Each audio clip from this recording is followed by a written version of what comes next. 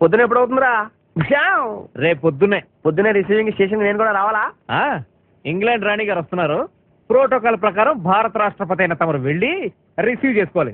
నోరు మూసుకొని పడుకోరా గాడిద. అబ్బా చెప్పేది వినరా, నేను కూడా స్టేషన్కి వచ్చాను అనుకో, అనుకు నా గురించి ఇంట్రొడక్షన్ మరీ ఫ్లాట్ గా ఉంటుందిరా.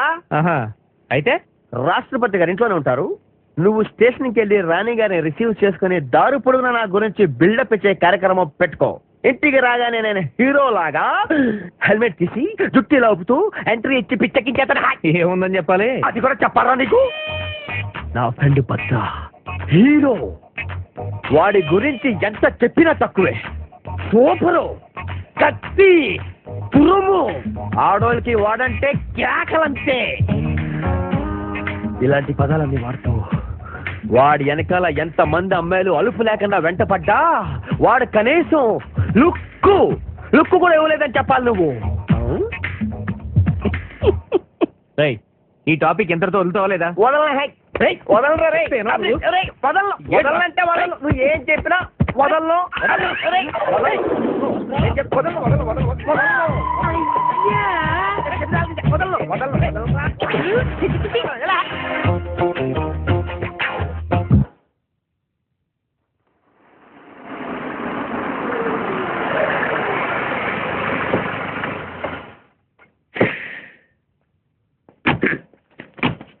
ఇదిగో సార్ ఇంకో 50 ఇవ్వండి సార్, అయినా ఖాళీకి వెళ్ళాలి. ఖాళీగా ఎందుకు వెళ్తాం? 10 రోజులు ఇద్దరం కలిసి వెళ్దాం. అక్కడే వెళ్ళాలంట. తెచ్చాను రా, రైల్వే స్టేషన్ ప్లాట్ఫామ్ ఉంది, తెచ్చు.